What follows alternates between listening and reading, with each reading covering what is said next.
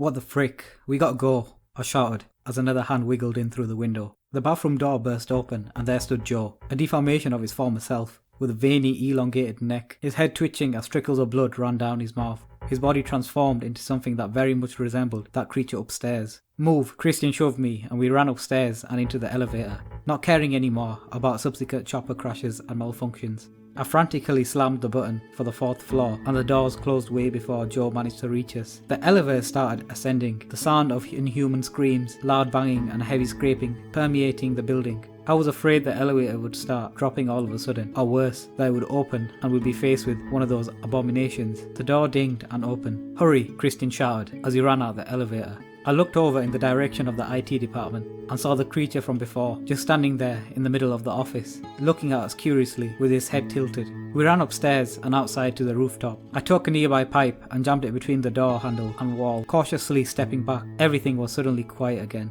I just then became aware of how cold it was outside. With the thought of going back inside with those things froze my blood more than the winter air. Alright, we have no choice now. We have to get to the parking lot, Christian said. We approached the edge of the building, observing the town. The warehouse was a lot clearer from here, and despite most of the city being shrouded in darkness and fog, the warehouse stood as a beacon of hope, completely clear, its lights illuminating it as a holy sanctuary. Look, the nearby subway entrance, just outside the warehouse, is also clear, Jessica pointed. Yeah, whatever is going on there, we need to reach it. We might be safe there until this fog clears out. Plus, the place must be stocked with canned goods and drinks, I said. We went to the other side, which was right next to the building we were after.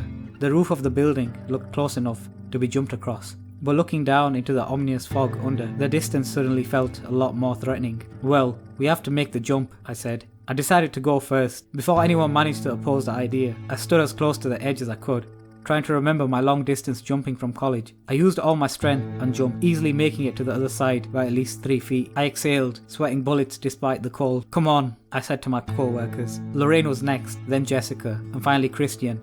Once we were across, we approached the roof door and entered the building. So what the hell is this place anyway? Christian asked. It's supposed to be a call center, Lorraine said.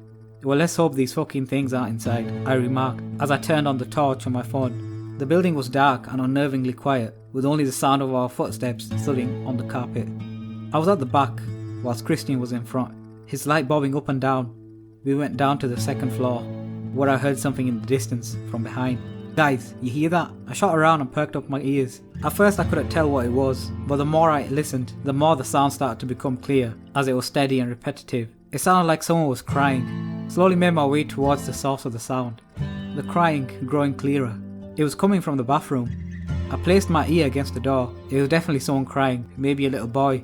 I grabbed the door handle and slowly pushed the door open, which creaked an alarmingly loud creak.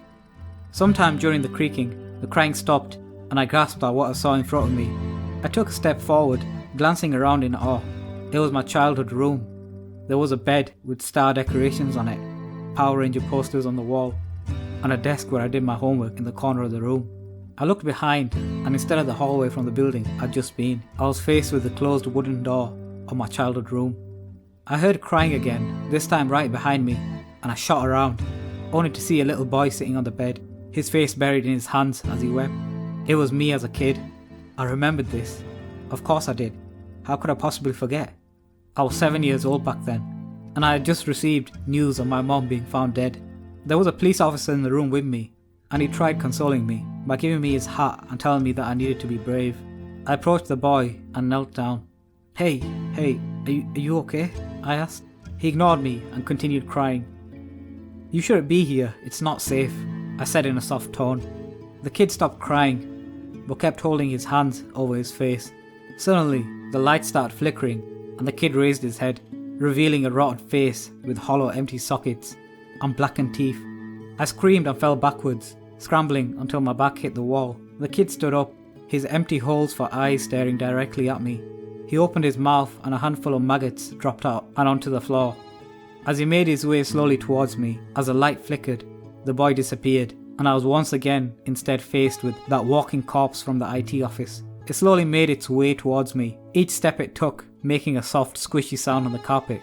It was only inches away from my face, and I saw every blemish on it, every crack on his skin, every jag of his teeth, but the eye sockets remained impenetrably black. The creature forcefully put his hand on my shoulder, and I screamed once more. Blake, calm down. Jessica was standing in front of me. I frantically looked around for the monster or the boy, but they were gone. Moreover, the room itself was gone, and I was on the floor of the office bathroom. What? I stood up, spinning in circles. The monster. Where's the monster? Blake, are you okay? Jessica asked. It was right here. Didn't you see it? I became hysterical. Blake, there's no monster, Christian said, patronizingly. Are you feeling alright? Shit, I said. It must be the fog. I think I'm seeing things. You guys didn't see anything. Wait, where's Lorraine? We looked around, but she was nowhere to be found, and then there was a scream. We rushed outside and found Lorraine in the corner of the kitchen, clutching a knife with trembling hands. She was darting her eyes around the room and swinging the knife in random directions. Get away, she screamed with each swing. Lorraine, calm down, Christian shouted as he approached her cautiously, but refused to get too close. Lorraine shot him a confused glance and then started swatting at her arms in a panic. Get them off me, she screamed. Christian tried approaching her, but one swing of the knife near his face was enough to dissuade him from doing so. Lorraine started slicing at her forearms, causing deep cuts and the blood to gush out with each cut. Lorraine, stop, Jessica cried, but Lorraine wouldn't listen. She pointed the knife inward and started stabbing her own arm higher and higher, until her knife reached her shoulder, and then her neck, until she lodged it above her collarbone. Her screams immediately stopped and she let go of the knife, her glare turning into a combined look of confusion and terror as she glanced at her blood-covered palms. She fell on her knees and then collapsed sideways, her eyes wide open, staring blankly at the ceiling. Jessica screamed hysterically, whilst Christian held clumps of hair on his head. I approached Lorraine to check her pulse, but it was too late. Had we been quicker, the slices of her forearms could have been treated, but the stab in her neck did her in. Oh Jesus, Christian's voice quivered. We can't stay here, I hesitantly said. Oh God, Lorraine, Jessica sobbed, holding her hands over her mouth. We collected ourselves and made our way downstairs without uttering a single word. We were too traumatized by this point to speak at all. In a matter of minutes, we got to the parking lot without any more occurrences. Over there was a mess, with cars crashed all over the place and dead bodies strewn about. The office workers obviously tried to make it out in a hurry. The exit was wide open though, and the fog didn't seem to make its way inside the lot. We found one car with the doors wide open and keys still in the ignition. That's our way out, I said. We took as much fabric as we could and stuffed it inside the car, at the door frames and other potential leaking places, to prevent the fog from getting in. You guys ready? I asked as the engine roared to life. With my heart thumping fast, I floored it and drove out of the parking lot and straight into the wall of yellow fog. As soon as I did, I became almost completely blind to everything around me, being able to see only a few feet ahead.